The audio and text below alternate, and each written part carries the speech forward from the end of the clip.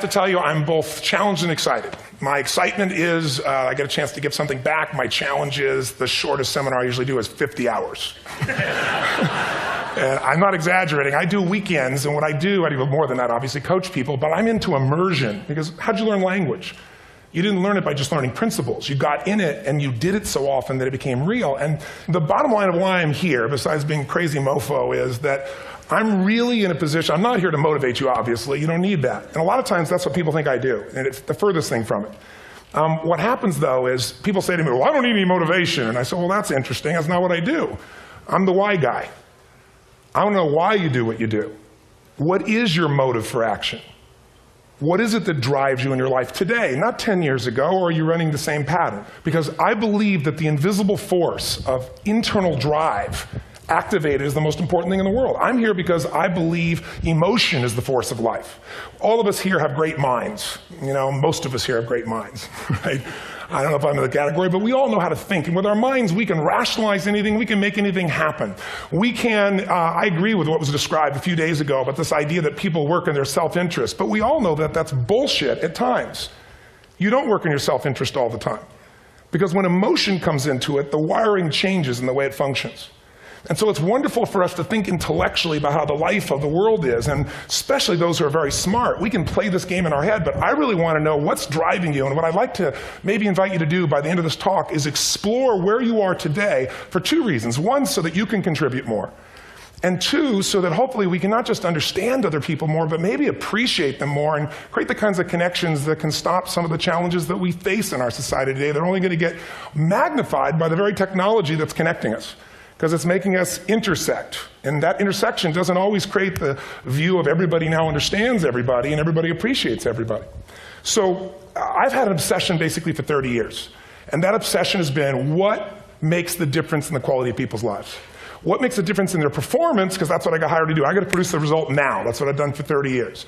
I get the phone call when the athlete is burning down on national television and they were ahead by 5 strokes and now they can't get back on the course. And I got to do something right now to get the result or nothing matters. I get the phone call when the child is going to commit suicide, and I got to do something right now. And in 29 years, I'm very grateful to tell you I've never lost one in 29 years. Doesn't mean I won't someday, but I haven't done it. And the reason is an understanding of these human needs that I want to talk to you about. So when I get those calls about performance, that's one thing, like how do you make a change? But also, I'm looking to see what is it that's shaping that person's ability to contribute, to do something beyond themselves. So maybe the real question is, you know, I look at life and say there's 2 master lessons. One is there's the science of achievement, which almost everyone in this room has mastered to an amazing extent. That's how do you take the invisible and make it visible, right? How do you take what you dream about and make it happen, whether it be your business, your contribution to society, money, whatever it is for you, your body, your family. But the other lesson of life that is rarely mastered is the art of fulfillment. Because science is easy, right? We know the rules, you write the code, you follow those, and you get the result. Once you know the game, you just, you up the ante, don't you? But when it comes to fulfillment, that's an art. And the reason is it's about appreciation and it's about contribution. You can only feel so much by yourself. So I've had an interesting laboratory to try to answer the question of the real question, which is what's the difference in somebody's life if you look at somebody like those people that you've given everything to, like all the resources they say they need. You gave them not a $100 computer, you gave them the best computer. You gave them love, you gave them joy, you were there to comfort them.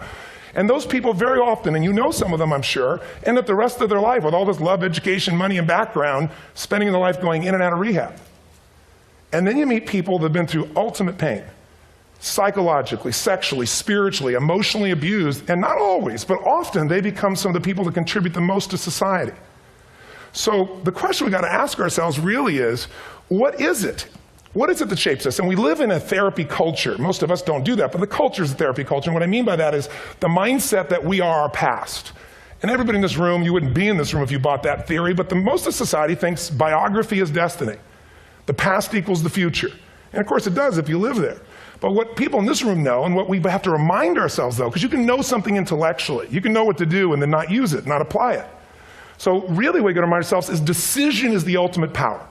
That's what it really is. Now, when you ask people, have you failed to achieve something? How many have ever failed to achieve something significant in your life? Say, I. Thanks for the interaction on a high level there.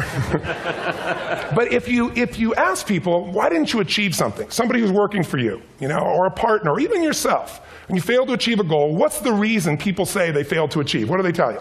didn't know enough, didn't have the knowledge, didn't have the money, didn't have the time, didn't have the technology. You know, I didn't have the right manager.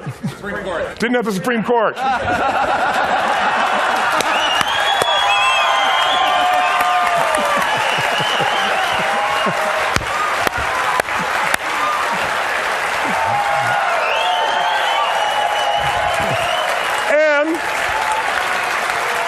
And what do all those, including the Supreme Court, have in common? They are a claim to you missing resources. And they may be accurate. You may not have the money. You may not have the Supreme Court. But that is not the defining factor.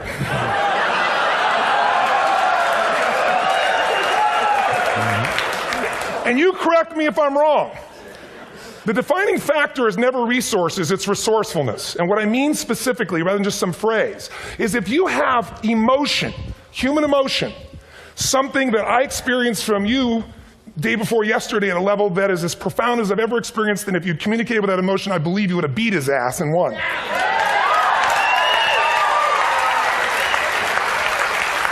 But how easy for me to tell him what he should do. Idiot, Robbins. But I know when we watched the debate at that time, there were emotions that blocked people's ability to get this man's intellect and capacity and the way they came across to some people in that day. Because I know people that wanted to vote in your direction and didn't, and I was upset. But there was emotion that was there. How many know what I'm talking about here? Say I. So emotion is it, and if we get the right emotion, we can get ourselves to do anything. We can get through it. If you're creative enough, playful enough, fun enough, can you get through to anybody, yes or no? If you don't have the money, but you're creative and determined enough, you find the way. So this is the ultimate resource, but this is not the story that people tell us, right? The story people tell us is a bunch of different stories. They tell us we don't have the resources, but ultimately, if you take a look here, flip it up if you would. They say, what are all the reasons they have in common? We said that. Next one, please. He's broken my pattern, that son of a bitch. But I appreciated the energy, I'll tell you that. What determines your resources? We've said decisions shape destiny, which is my focus here. If decisions shape destiny, what determines it is 3 decisions. What are you going to focus on? Right now, you have to decide what you're going to focus on. In this second, consciously or unconsciously, the minute you decide to focus on something, you've got to give it a meaning. And whatever that meaning is, produces emotion. Is this the end or the beginning? Is God punishing me or rewarding me, or is this the roll of the dice? And emotion then creates what we're going to do, or the action. So think about your own life, the decisions that have shaped your destiny. And that sounds really heavy, but in the last 5 or 10 years, 15 years, haven't there been some decisions you've made that if you made a different decision, your life would be completely different? How many can think of one, honestly? Better or worse? Say I. So the bottom line is maybe it was where to go to work, and you met the love of your life there. Maybe it was a career decision. I know the Google geniuses I saw here. I mean, I understand that their decision was to sell their technology at first. What if they made that decision versus to build their own culture? How would the world be different? How would their lives be different? Their impact. The history of our world is these decisions. When a woman stands up and says, no, I won't go to the back of the bus, she didn't just affect her life. That decision shaped our culture. Or someone standing in front of a tank.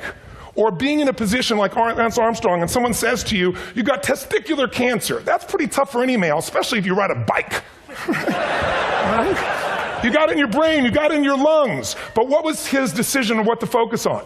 Different than most people. What did it mean? It wasn't the end, it was the beginning. What am I going to do? He goes off and wins 7 championships he never won once before the cancer because he got emotional fitness, psychological strength. That's the difference in human beings that I've seen of the 3 million I've been around. Because that's about my lab. I've had 3 million people from 80 different countries that I've had a chance to interact with over the last 29 years. And after a while, patterns become obvious. You see that South America and Africa may be connected in a certain way, right? Other people say, oh, that sounds ridiculous. It's simple. So what shaped Lance? What shapes you? 2 invisible forces. Very quickly. 1, state. We all have had times. Have you had a time you did something and after you did it, you thought to yourself, I can't believe I said that. I can't believe I did that. That was so stupid. Who's been there? Say I. Have you ever done something after you do it, you go, that was me. Right? It wasn't your ability, it was your state. Your model of the world is what shapes you long term. Your model of the world is the filter. That's what's shaping us. That's what makes people make decisions. We want to influence somebody, we got to know what already influences them. And it's made up of 3 parts, I believe. First, what's your target? What are you after? Which I believe it's not your desires. You can get your desires to goals. How many of you got a goal or desire and thought, is this all there is? How many have been there? Say aye. So it's needs we have. I believe there are 6 human needs. Second, once you know what the target that's driving you is, and you uncover it for the truth, you don't form it, you uncover it. Then you find out what's your map. What's the belief systems that are telling you how to get those needs? Some people think the way to get those needs is destroy the world. Some people is to build something, create something, love someone. And then there's the fuel you pick. So very quickly, 6 needs. Let me tell you what they are. First one, certainty. Now these are not goals or desires. These are universal. Everyone needs certainty that they can avoid pain, at least be comfortable. Now how do you get it? Control everybody, develop a skill, give up, smoke a cigarette.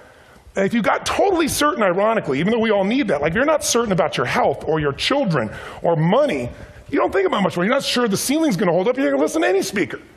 But while we go for certainty differently, if we get total certainty, we get what? What do you feel if you're certain? You know what's going to happen, when it's going to happen, how it's going to happen. What would you feel? Bored out of your mind. So God, in her infinite wisdom, gave us a second human need, which is uncertainty. We need variety. We need surprise. How many of you here love surprises? Say aye. Bullshit. You like the surprises you want. The ones you don't want, you call problems, but you need them. So variety is important. Have you ever rented a video or a film that you've already seen? Who's done this? Get a fucking life. Right? Why are you doing it? You're certain it's good because you read it before, saw it before, but you're hoping it's been long enough you've forgotten enough there's variety. Third human need, critical, significance. We all need to feel important, special, unique. You can get it by making more money. You can do it by being more spiritual. You can do it by getting yourself in a situation where you put more tattoos and earrings in places humans don't want to know. Whatever it takes. The fastest way to do this, if you have no background, no culture, and no belief in resources or resourcefulness, is violence. If I put a gun to your head and I live in the hood, instantly I'm significant. 0 to 10, how high? 10. How certain am I you're going to respond to me? 10. How much uncertainty? Who knows what's going to happen next? Kind of exciting, like climbing up into a cave and doing that stuff all the way down there. Total variety and uncertainty. And it's significant, isn't it? So you're willing to risk your life for it. So that's why violence has always been around and will be around unless we have a consciousness change as a species.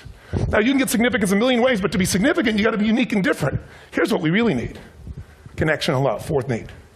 We all want it. Most people settle for connection because love's too scary.